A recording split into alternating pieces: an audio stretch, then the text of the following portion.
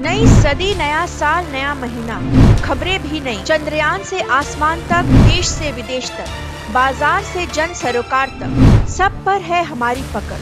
देखिए देखिए खबर सदीनामा सदीनामा सदीनामा। और सामाजिक स्तर पे राष्ट्रीय पुनर्निर्माण और समाज परिवर्तन का काम को हाथ में लिया है। तो राष्ट्रीय समाज की जो वर्ष के बाद भी समाज के एक स्तर के लोग ने जात पात के आधार पर सेंसस का आग्रह कर रहा है, डिमांड कर रहा है और उसके लिए उन्होंने पीछे पड़े हुए हैं। कभी हम देखा है कि अपने देश में इस छुआछूत के दूर चले गए हैं, उसके कारण समाज में कितने प्रकार की और उनके समाज महार संप्रदाय के, समाज के एकदम नीचू वर्ग के थे और इसीलिए कभी उनको 1930 में और उनका आंदोलन करना पड़ा क्योंकि कालाराम, नासिक के कालाराम मंदिर में उनको प्रवेश नहीं दिया।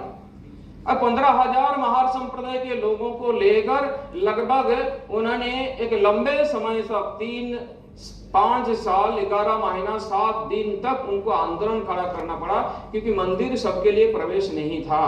इसलिए आज सबके लिए मंदिर, सबके लिए एक ही स्मशान घाट, सबके लिए पानी की व्यवस्था एक हो और सब हमारे एक भाई, एक भारत माता का संतान है, हम सब एक आत्मीय है, इस भाव का निर्माण करना बहुत आवश्यकता है। हम बाबा साहेब भीमराव अंबेडकर से हम कृतज्ञ हैं क्योंकि मुसलमान समाज से और क्रिश्चियन समाज से ऐसे लाखों संख्या में महार संप्रदाय से और आग्रह था कि आप क्रिश्चियन हो जाओ, मुसलमान हो जाओ, पर बाबा साहेब भीमराव अंबेडकर ने ना मुसलमान के साथ गए ना क्रिश्चियन के साथ गए। उन्होंने लाखों संख्याओं को लेकर नागपुर में दीक्षा भूमि में जाकर हमारे है सनातनी और परंपरा बौद्ध धर्म ग्रहण किया और ऐसे समाज हमारा था। और इसलिए कभी पुणे में व्याख्यान माला में, वसंत व्याख्यान माला में और तृतीय सरसंघ चालक बाबा साहेब देवरस ने कहा है कि untouchability is not wrong, there is nothing wrong in the world, it should go lock stock and barrel. आज संघ ने इसी विषय को लेकर ही समाज में आगे बढ़ रहे हैं कि आज संघ अगर देश को आगे बढ़ाना है, अगर देश को आत्मनिर्भर करना है, एक स्वाभिमानी स्व आधारित भारत निर्माण करना है, तो आज हमको इसे छुआछूत इस प्रकार के भाव से हमको दूर रहना ही है। यद्यपि एक प्रयास चल ही रहे हैं देश में अशांति के वातावरण करने के लिए, कितने प्रकार का भेदभाव निर्माण कर रहे हैं, आप देख ही रहे हैं। जब हम संघ तथा इस प्रकार कल्याण आश्रम के सहित इतने सारे संगठन ने एक भारत को जोड़ने का प्रयास कर रहे हैं, मेकिंग इंडिया कर रहे हैं और वहीं पर एक ब्रेकिंग इंडिया ग्रुप समाज को तोड़ने के लिए साजिश कर रहे हैं, चाहे कभी नूह में घटना होता हो, चाहे मणिपुर में घटना होता हो, चाहे किसान आंदोलन के मूवमेंट के नाम पर होता हो, चाहे पुणे में कोई भीमे कोरेगांव के नाम पर कुछ घटना होता होगा, ये सारे के सारे भारत के किसी ना किसी आधार को लेकर, जात पात के आधार को लेकर समाज को तोड़ने के लिए बहुत बड़ा साजिश हो रहा है। आज हमको ये सारे विषय सोचना पड़ेगा। आपने राजीव मालहोत्रा के और ब्रेकिंग इंडिया जो अमेरिका में रहते हैं पुस्तक जरूर पढ़ी है और उन्होंने उस समय लिखा है कि there are 300 NGOs those whose are founded and funded by the foreigners। मैं तो कहूंगा केवल 300 नहीं, 1000 and thousands इस प्रकार का एनजीओज काम कर रहे हैं भारत को खंडित करने के लिए। हमें इस विषय पे और सचेत रहना ही है। इसीलिए आज इस विषय को संघ ने हाथ में लिया है कि किसी भी प्रकार से हम देश को किसी भी और आधार पर आज देश को तोड़ने के जो साजिश हो रहा है, इससे हमको दूर होना ही है। दूसरे तरफ पर्यावरण की विषय है। जब कभी और उत्तराखंड में बादल फट जाता है, उसके परिणाम स्वरूप एक भयंकर बाढ़ आ जाती है और 1 वर्ष पहले सिक्किम में ग्लेशियर फटकर बहुत बड़ा बाढ़ आ गई, जिसके कारण सारा सिक्किम प्रदेश जो है वो एकदम तचनच हो गया है। एकदम सारे 30 बीजेस चला गया, रास्ता रोड सारा धंस गया है, आर्मी रास्ते के दोनों साइड में जितने सारा बस्ती थे सब बह गया है, सारे आर्मी के लोग मर गए हैं। विषय क्या है? तो विकसित भारत चाहिए लेकिन पर्यावरण को ध्यान में लेते हुए विकास हो और इसीलिए हर एक व्यक्ति को आज पर्यावरण के बारे में सोचना पड़ेगा। अब मालदीव के साथ तो भारत का भी शत्रुता चल रहा है, किसी न किसी कारण से कोई मित्र राष्ट्र थे। तो मालदीव एक टापू में, एक द्वीप में है, तो मालदीव को लग रहा है कि जो मीठा जल है उसका जो गहरा जो नीचे जा रहा है, लेकिन समुद्र के पानी ऊपर की ओर आ रहे हैं और मालदीव आने वाले दिनों में और उसका अस्तित्व रहेगा कि नहीं उसके लिए संकट है। इसीलिए मालदीव के 40 कैबिनेट मंत्री समुद्र के 40 फीट गहराई में जाकर 40 मिनट के कैबिनेट और मीटिंग की, ताकि सारा विश्व को उस पर ध्यान जाए कि पर्यावरण के कारण और इस प्रकार का आने वाले दिनों में विषय हो रहे हैं।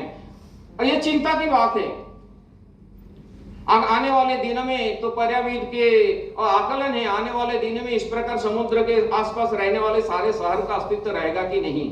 हो सकता है हमारा जिंदगी में इस प्रकार की आपदा नहीं आएगी, लेकिन आने वाला पीढ़ी को हो सकता है भुगतना पड़े।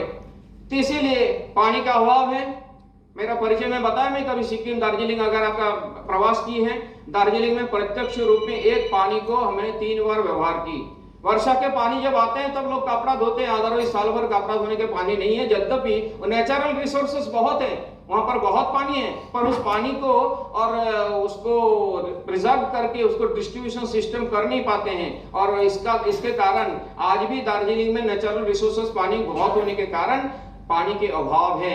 इसीलिए सभी मकान के छत पर उसकी ना लगी हुई है, उसके साथ पाइप जोड़कर वाटर प्रिजर्वेशन एंड हार्वेस्टिंग का सिस्टम सारा जुड़ा हुआ है, और तभी वो धोते हैं। जब कार्यालय में रहता था तो सारा कपड़ा उपड़ा धोकर वो जो सोडा वाटर है उसको एक बकेट में रख देते थे हम लोग, और वो बकेट में जो पानी रहता था, खाना खाने के पश्चात जो बर्तन धोते थे तो पहली बार उसी पानी में एक बार धो लेते थे बर्तन को, फिर अच्छा पानी में धोते थे। और तीसरे किसी भी टॉयलेट में, पैखाना में, और फ्लास्क नहीं रहते, आप दबाते हैं एक साथ में 5 लीटर या 10 लीटर पानी चला जाता है, आप 2 बार दबा देते हैं, 3 बार दबा देते हैं, आपको लगता नहीं कितना लीटर पानी चला गया। और इसीलिए उस पानी को टब में वो पानी को रखा हुआ जो है वो फ्लास्क का काम के लिए उसको हम डालते थे। प्रत्यक्ष रूप से हमने किया है दार्जिलिंग जैसे जगह में। इस बंगाल में भी पानी का इतना अभाव है। स्वतंत्रता के 75 वर्ष बाद भी लगभग 12 लाख लोग रहते हैं ऐसे म्यूनिसिपैलिटी शहर लातूर में भारत सरकार को पानी का दूध का टैंकर जैसा पानी का टैंकर भेजना पड़ रहे हैं। ये दुख की बात है। संघ के सैनिकों ने विचार किया कि हमारे लिए स्वतंत्रता के 75 वर्षों के बाद भी एक म्यूनिसिपल शहर को अगर पानी के लिए पानी का टैंकर सरकार को भेजनी पड़ी तो ये बहुत शर्मदायक बात है। इसलिए संघ के सैनिकों ने समाज के जागरूक की, धन इकट्ठा की, और परमानेंट सोल्यूशन के लिए उन्होंने वहां तालाब खोदा और उसके लिए पानी कैसे उस पर लाया जाए उसकी व्यवस्था की, और परमानेंटली वहां का पानी का समस्या का निवारण किए है। आज देश में ऐसे बहुत सारा स्थान है जहां सचमुच पानी का अभाव है। इसीलिए तृतीय सरसंघ चालक पूजनीय सरसंघ चालक जी बोलते थे, भाई घर पे कोई आते हैं, प्यास लगते हैं, आप गिलास भर के उसको पानी देते हैं, कोई पीते हैं कोई नहीं पीते हैं, कोई एक ढूक पीते हैं फिर रख देते हैं, और वो पानी आप फेंक देते हैं, तो कितना पानी बर्बाद होते हैं। इसलिए कोई भी घर पे आते हैं उसको आधा गिलास पानी दो, जब आधा पी लेते हैं आवश्यकता अनुसार फिर आधा गिलास दो। इतनी छोटी छोटी बात पर हमारा ध्यान रहना चाहिए, तो ही और बचत होगा। तो ये सारे पर्यावरण के दृष्टि से हमें सोचना पड़ेगा। पेड़ की उगाव नहीं हो रही है, पेड़ काटा जा रहे हैं, और इसीलिए इस पर भी ध्यान होना चाहिए। हमारे कर्नाटक के संशोधन ने एक नया परीक्षा की। वर्षा काल में उन्होंने मिट्टी के जो ढेला में वो सीड्स डाल दिया और उसका नाम दिया बोम सीड, और ऐसे बोम सीड को खाली जगह पर उन्होंने फेंका, और इसके माध्यम से लगभग 1 करोड़ 10 लाख वृक्ष उन्होंने वहां पर रोपण किए आसानी तरीका से। ऐसे जोधपुर ने भी किया, इस प्रकार लगभग करोड़ों वृक्ष रोपण किया। तो समाज में इस प्रकार का जागरूकता लाना चाहिए, छोटे छोटे विषय पर जागरूकता लाना चाहिए। समुद्र में हम घूमने के लिए जाते हैं, चाहे पूरी बीच में जाते हैं, चाहे और दीघा में भी जाते हैं, तो पिछले 15 सितंबर और स्वच्छ समुद्र सुरक्षित समुद्र के नाम पर पर्यावरण गतिविधि ने और कुछ 4 घंटा के समुद्र के सी बीच, आप सबके जानकारी के लिए हमारा देश में 7,500 किलोमीटर और तटीय क्षेत्र है, यानी समुद्र किनारे में है। उसमें लगभग 750 सी बीच जहां दर्शनार्थी और जाते हैं, यानी टूरिस्ट जाते हैं, और वो सारे वहां गंदा करते हैं। तो संघ के पर्यावरण गतिविधि ने सब मिलकर विविध क्षेत्रों को लेकर, कुछ स्कूल कॉलेज के बच्चों को लेकर, कुछ एनजीओ को लेकर लगभग 1,10,000 इस प्रकार का वॉलंटियर ने और 750 सी बीच में 4 घंटा सबने श्रम दिया। और हम जो कचरा करते हैं, आप आश्चर्य लगेंगे, 4 घंटा में 850 टन कचरा वहां से निकला है। चॉकलेट के छिलका हो सकते हैं, बिस्किट के हो सकते हैं, पेपर हो सकते हैं, थर्मोकोल के पेपर हो सकते हैं, ऐसे सारे विषय। इसीलिए आज की जो ये सारे ग्लेशियर फटने का प्रसंग आता है या तो बादल फटने का प्रसंग आता है, ये सारे विषय जो है ये सारे अपने पर्यावरण को ना ध्यान में रखने के कारण है। तो कुल मिलाकर हमें पर्यावरण के बारे में हम सबको सोचना पड़ेगा। हमारे घर पे अगर छोटी सी जगह है तो हम जरूर वहां पर कुछ पेड़ पौधा, किचन गार्डन के लिए आग्रह किया जा रहा है, छत पर कुछ आप पेड़ पौधे लगा सकते हो। आजकल काफी सारे टेक्नोलॉजी के दृष्टि से और ये सारे विषय हो ही रहे हैं। इसीलिए हम पर्यावरण के ऊपर थोड़ा और ध्यान दें ताकि आने वाले दिन में और इस प्रकार ग्रीनरीज हो और ग्रीनरीज के माध्यम से हम थोड़ा इस पर्यावरण का रक्षा कर सके। ये दूसरा विषय। तीसरा एक विषय है जो हमारे भारत के परिवार व्यवस्था है, family system. This is the unique system in the world. कोई विश्व में किसी भी प्रकार, किसी भी देश में परिवार व्यवस्था, इस प्रकार का परिवार व्यवस्था ताऊ जी का है, मामा जी का है, बुआ जी का है, इस प्रकार कुबेरा भाई है, तो इस प्रकार है, ऐसे जो संबंध है यौथ परिवार का है, ये विश्व में किसी भी देश में नहीं है। और इसके कारण हम इस परिवार से हम बहुत कुछ सीखते भी हैं। हमारा जो मोरल वैल्यूज एंड एथिक्स जो हम परिवार से सीखते हैं, यौथ परिवार के कारण। हमारा सुरक्षा जो है, बच्चों का सुरक्षा जो है वो परिवार के कारण है, क्योंकि इतना बड़ा परिवार होने के कारण हम ऐसे, हमको विद्यालय में नहीं, हमको गृह से, परिवार से, हमारे निकट आत्मीय जन से ही हमको ये सारे मोरल वैल्यूज और एथिक्स सीखते हैं और उसके कारण हम हमारा जिंदगी को बिताते हैं। तो इसीलिए इस परिवार धीरे धीरे न्यूक्लियर फैमिली हो रहा है। और आज ये न्यूक्लियर फैमिली होते होते तो आजकल एक नया चल पड़ा है कि double income no kids, DN के ऐसे कहता है। रोजगार वृद्धि हो गई है लेकिन बच्चों को पालेंगे कौन? इसलिए कोई प्रकार का पाश्चात्य जगत का लिव टुगेदर से लेकर कोई प्रकार का जो भारतीय संस्कृति के साथ कोई लेन देन नहीं है, ये आज परिवार में देखने के लिए मिल रहा है। ये दुर्भाग्य की बात है। जहां जब सारा विश्व भारत की ओर देख रहे हैं, जब सारा विश्व भारत को अपनाने के प्रयास कर रहे हैं, उस समय हम पाश्चात्य जगत की ओर देख रहे हैं। एक पुस्तक पढ़ा था तो पाश्चात्य जगत के परिवार व्यवस्था, भारत के परिवार व्यवस्था में थोड़ा तुलनात्मक विचार की। तो उन्होंने कहा कि हमारे घर में माँ खाना पकाती है, माँ जब बीमार हो जाती है तो यह स्वाभाविक कर्तव्य बनता है कि बेटी उस दिन खाना पकाएगी, नहीं है तो पिताजी पका लेंगे, नहीं है तो पड़ोसी खाना देकर जाएंगे, भाई तुम्हारे घर पे बीमार है, चलो आज खाना हम भेज देते हैं। पर पाश्चात्य जगत में, इंग्लैंड में जाओ, यूरोप में या जाओ, तो कोई माँ अगर बीमार पड़ जाता तो बेटी को बोलते बेटी आज तुम खाना पका लेना, तो बेटी माँ से सौदा करती है, मैं खाना तो पका लूंगा, उसके विनिमय में आप कितना पाउंड या डॉलर मुझे दोगे। तो आज कोई ना कोई पर भी ये सारा कर्तव्य जो है, ये सारा परिवार की जो ये व्यवस्था है, जो भारत की यूनिक व्यवस्था है, कोई ना कोई पर टूट तो नहीं रहे। हमको परिवार को देखकर ये सारा व्यवस्था सोचना पड़ेगा। आपके परिवार में कोई विशेष मंगल अनुष्ठान होता है तो आपने कुछ लोगों को इनवाइट करते हैं, उसके आधार पर व्यवस्था भी करते हैं, लेकिन कोई बिना बुलाए कोई उस दिन उपस्थित हो जाता है तो आप गदगद हो जाते हैं, उसको स्वागत करते हैं, आइए आइए भाई साहब, बहुत अच्छा लगा, आनंद लगा, मैं तो किसी ना किसी कारण से आपको बोल नहीं पाई, पर आप आइए, जरूर आइए, आप आनंद है, बहुत आनंद से लेते हैं। लेकिन पाश्चात्य जगत में परिवार व्यवस्था है ही नहीं, इसलिए बिना आमंत्रण से कोई जाते हैं तो तुरंत उनको दरवाजे से बोलते हैं आज तो तुमको इन्वाइट नहीं किया, तो बाजू में कोई होटल है उसमें चले जाओ, वहां खाना खा लो।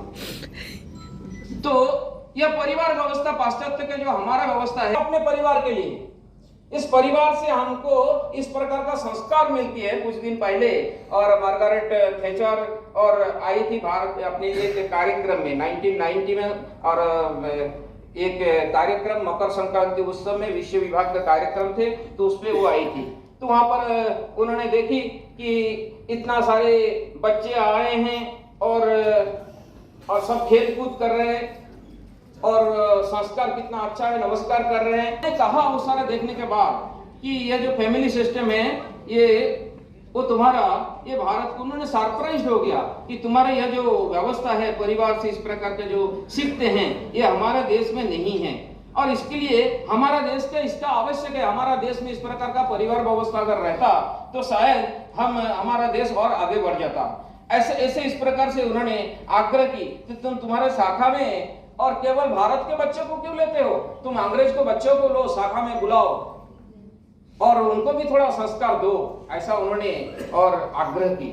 तो कुल मिलाकर भारत की परिवार व्यवस्था के प्रति सारा विश्व आज देख रहे हैं। हॉलैंड में एक संत गए तो उनको एक लगा कि हमको भारत के परिवार व्यवस्था के आधार पर रहने वाले एक, उन्होंने, आप लोगों ने भी कोई इस प्रकार के कंस्ट्रक्शन बिजनेस में हैं और करते होंगे, तो उन्होंने कुछ फ्लैट्स निर्माण की, लेकिन उन्होंने कुछ शर्त रखा था कि भारत के परिवार व्यवस्था के आधारित जो रहेंगे उस विचार पे रहेंगे, एक ही बार विवाह करेंगे, एक पत्नी के साथ जिंदगी बिताएंगे, गौ माता को मानेंगे, इस प्रकार होम यज्ञ में पार्टिसिपेट करेंगे, ऐसे लोगों को ही हम इस फ्लैट को और फ्लैट देंगे। तो आपको आश्चर्य लगेगा, उन्होंने 40 फ्लैट निर्माण की थी और 7 दिन के अंदर सारे के सारे फ्लैट वो बिक गया है।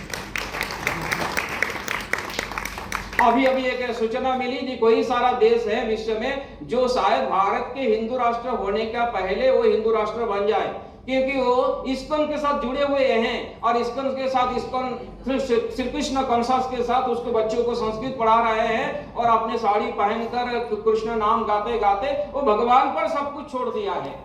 जब फोर्ड गाड़ी के मालिक जो है हेनरी फोर्ड, उसका नाती जो अभी इस्कॉन का बहुत बड़ा मंदिर निर्माण कर रहे हैं, तो उसको पूछ रहे हैं कि ये जो सारा तुम्हारा संपत्ति है, ये सारे संपत्ति का क्या होगा? ये सारे संपत्ति, तो उन्होंने क्या, किसका संपत्ति है? ये मेरा नहीं है, ये सब लॉर्ड कृष्ण का है। ऑल जो wealth belongs to Lord Krishna.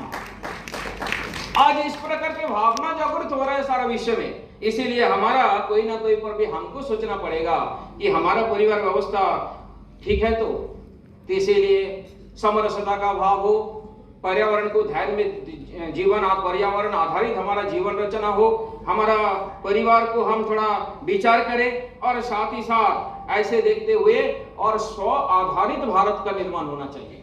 आज भारत स्वनिर्भरता की ओर जा रहे हैं, सारे के सोच इंडिया मेड आज देख रहे हैं, आत्मनिर्भरता की ओर आज भारत आगे बढ़ रहे हैं। इसीलिए स्व आधारित जो अपना देश का है, वो अपने देश में सब कुछ था, सब कुछ है, केवल अपनाना चाहिए। हमें ऐसा नहीं होना चाहिए भारत में नहीं है, भारत थोड़ा बैकडेटेड है, बाकी विश्व आगे बढ़ रहे हैं, ऐसा विषय नहीं है। इसीलिए हमको स्व आधारित भारत रचना का आवश्यकता है हर विषय पे, छोटी छोटी विषय पे। हाँ ठीक है, कुछ विषय है, कुछ मारण रोग है के लिए कुछ दवाइयां हैं, कुछ और कुछ विषय है जो हमारा देश में नहीं है, लेकिन जो हमारा देश में नहीं है उस पे तो हम विचार कर सकते हैं, वो हम बाहर से ले सकते हैं, लेकिन जो हमारा देश में है उस पर हमें विचार करना चाहिए कि ये हमारा देश का है तो हम लेना चाहिए। इस पर एक जो इसको कहते हैं कि भाई जो इस प्रकार का एक सेल्फ एस्टीम, या जो आत्मसम्मान है, आजकल लक्की भंडार देकर और सबको बेगर्स बना रहा है, सब ले रहे हैं आनंद के साथ। और दीदी ने कहा वोट तब दे रहे हैं, एकदम टाका मिल रहा है तो कहां वोट देंगे पता नहीं। तो यह आत्मसम्मान ये समाप्त करने की एक बहुत बड़ा साजिश है। इस सेल्फ एस्टीम, कविगुरु रविन्द्रनाथ ठाकुर, दीनदयाल उपाध्याय ने कहा है, जिस देश में आत्मसम्मान बोध नहीं, वो देश आगे बढ़ नहीं सकते। इसलिए आत्मसम्मान को जगाओ। जो खुदारता है उसको आप खाना दे दिया, जो गरीब है उसको कुछ पैसा दे दिया, अनुदान दे दिया या और कुछ सेवा कर दिया, उससे देश उद्धार होने वाला नहीं है। आवश्यकता अनुसार सेवा भाव मनुष्य में रहना चाहिए, लेकिन सेवा किसको करूं किसके ना करूं, लेकिन उससे अच्छा उसका आत्मसम्मान के लिए, समाज के लिए, राष्ट्र के लिए बहुत अनिवार्य है। जब तक ना उस सेल्फ एस्टीम जगेगा तब तक राष्ट्र का उन्नयन करना, राष्ट्र को स्वनिर्भर बनाना बहुत कठिन है। इसीलिए कभी हम जापान का उदाहरण लेते हैं, जार्मन का उदाहरण लेते हैं। जापान के लोग बहुत मीठा खाने पसंद करते हैं, कैलिफोर्निया बहुत है, संतरा, मीठा संतरा पसंद होता है। तो कैलिफोर्निया को लगा को जापान में जहाज भरकर संतरा भेज दो तो हमारे विदेशी मुद्रा आएगा। जहाज भरकर कोई 1000 टन उन्होंने संतरा भेज दिया, लेकिन जापान के लोगों ने कह दिया, जब जापान के समुद्र किनारे गया बंदर में, एक भी कार्टून हमारा देश के भूमि पर उसको उतरना नहीं चाहिए।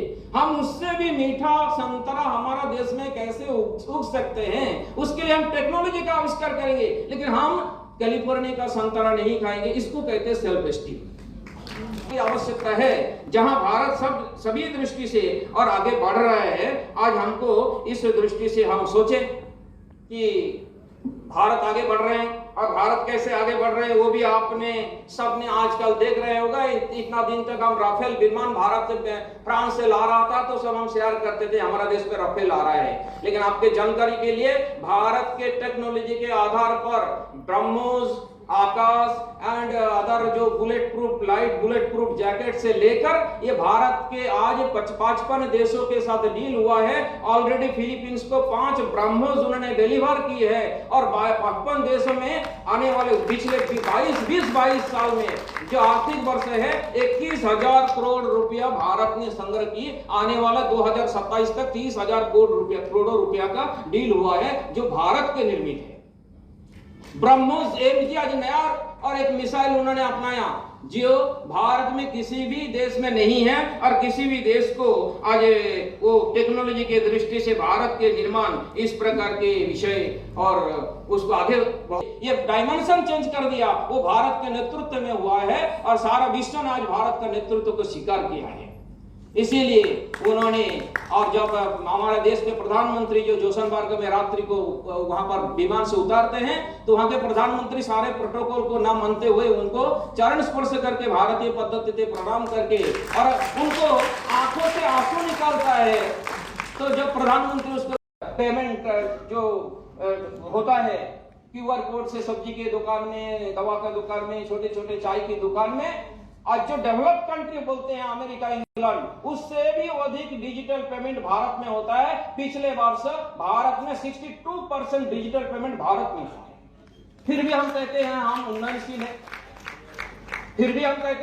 है, तो ये सारे विषय आज हमें सोचना पड़ेगा। भारत ने सभी दृष्टि से आज आगे बढ़ रहे हैं।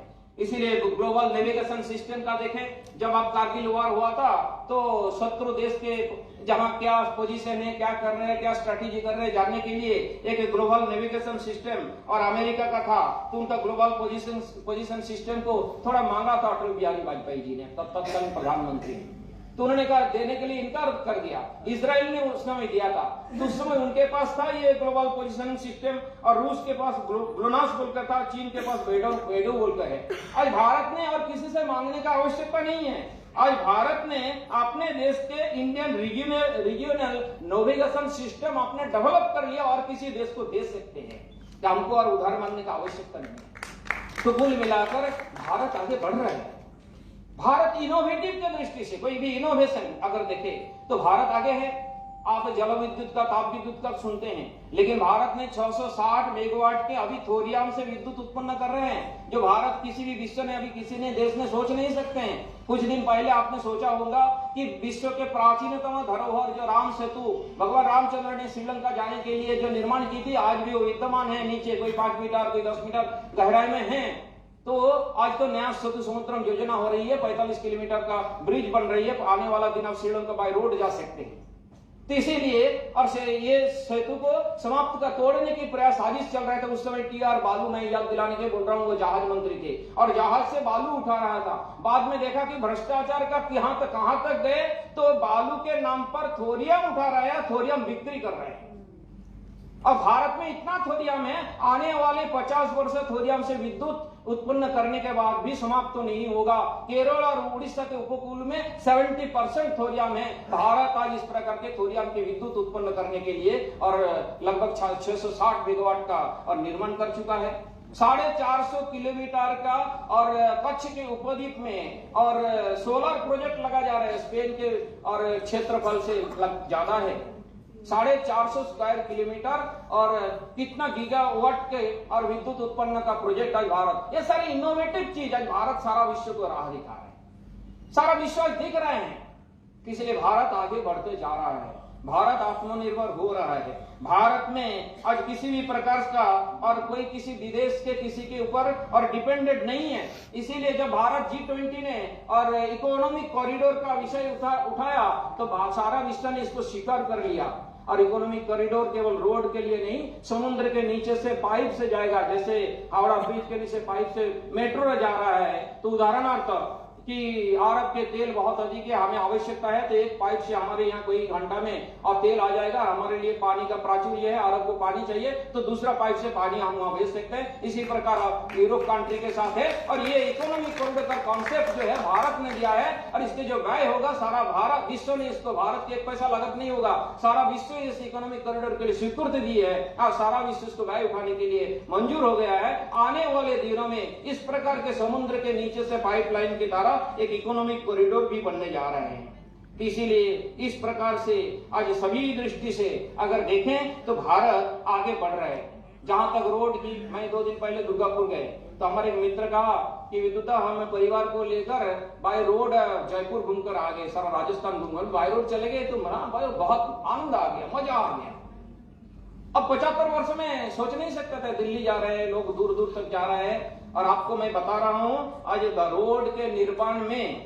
रोड के निर्माण में सबसे आगे अमेरिका है, लेकिन उसके 63 लाख किलोमीटर नेशनल हाईवे है, जब भारत केवल 5 किलोमीटर पीछे है। 59.7 lakh kilometre national highway Bharat का है, उसके पीछे चीन है।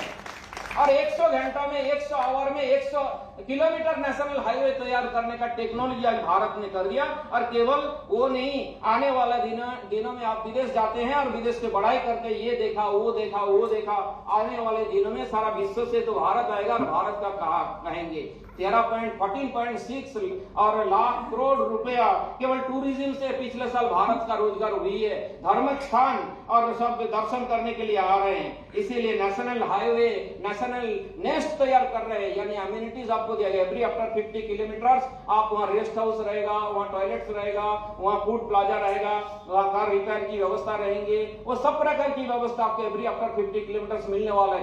बहुत ज्यादा देर नहीं, 4-5 साल में भारत उस पर आगे बढ़ रहा है। तो कुल मिलाकर एक भारत G20 में भारत को अपने देश के प्रधानमंत्री ने भारत को दर्शाया। देखो भारत कैसा है, रिसेप्शन से लेकर और एकदम सीएफ तक केवल भारत था। उनको जो गिफ्ट दी गई तो कहीं पर हमारे मैंग्रोव के हानि दी गई, तो दार्जिलिंग का चाय पत्ती की दी गई, तो केरल से वहां पर कॉफी दिया गया, कर्नाटक के चंदन काठ सैंडलवुड दिया गया। तो इस प्रकार के जो भारत का है वो सारे चीज गीता दी गई, तो ऐसे सारे जो चीज कश्मीर के केसर, ये सारे गिफ्ट के नाते दी गया। यानी कुल मिलाकर भारत इतना दिन तक हम Valentine's Day, Father's Day, Mother's Day, Children's Day कितना डे मनाते हैं, हम उसके पीछे तो भाव नहीं देखते हैं। पिता तो हमारे लिए जिंदगी भर पिता रहते हैं, माँ तो हमारे लिए जिंदगी के लिए माँ रहते हैं, और संतान जिंदगी के लिए हमारे संतान रहते हैं, अमृत्यु। लेकिन पाश्चात्य जगत में एक दिन के लिए पिता, एक दिन के लिए माँ, एक दिन के लिए संतान, और हम अपनाते हैं। For the first time Bharat ने पतंजलि योग को सारा विश्व के सामने दिए रखा, और पतंजलि योग के 60 दिन में सारा विश्व ने इसको स्वीकार किया। 21 जून को सारा विश्व में पतंजलि के मंत्र जपते जपते योग आज करते हैं। ऐसे लगभग 200 कंट्री उसको स्वीकृति दे दिया है। एक ही भारत ने दिया है, बाकी सब पाश्चात्य जगत से ली हुई विषय है।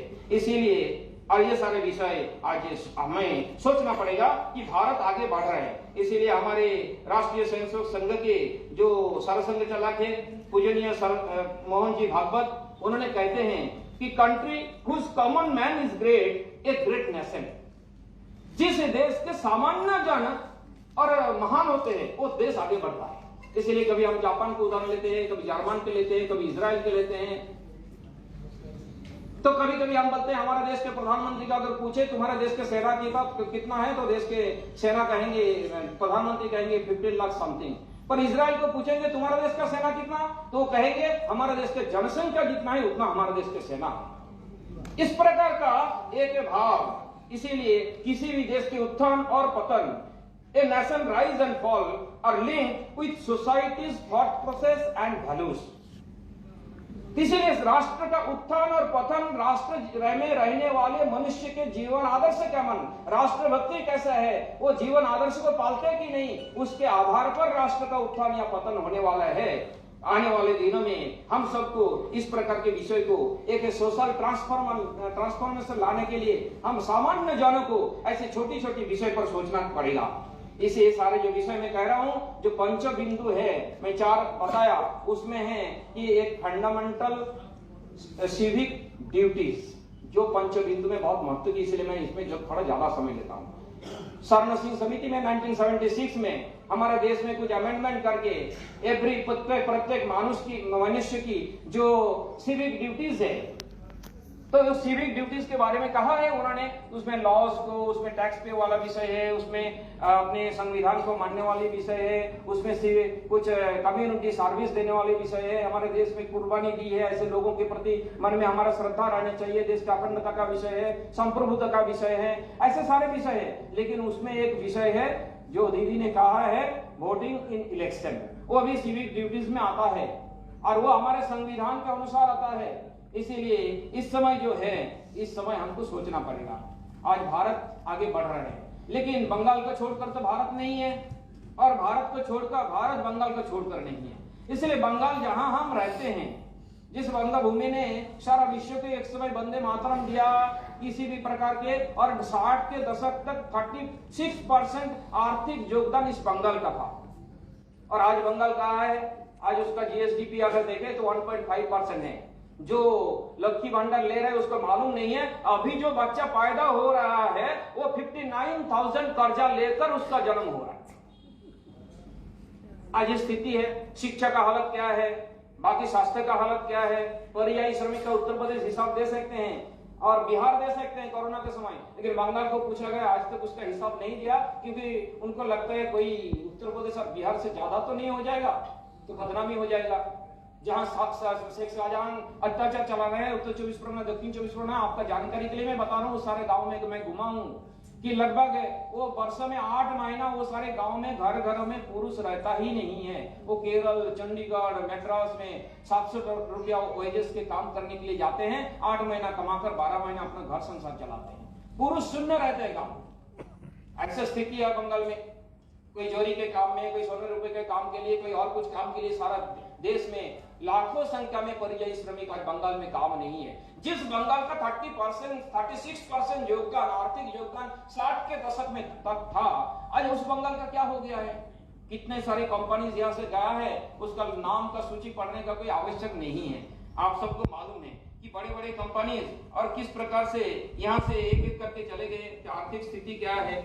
तो कुल मिलाकर आज हमको ये सारे देखना पड़ेगा कि आज हम जो जहां पर हैं, तो कोई हमको 5 वर्ष के बाद एक बार जो हमको इस देश को, समाज को आगे बढ़ाने के लिए, देश की परिवर्तन करने के लिए और देश की जो एक विशेष परिवर्तन के लिए जो हमारा योगदान रहना चाहिए, वो योगदान हमारा है कि नहीं।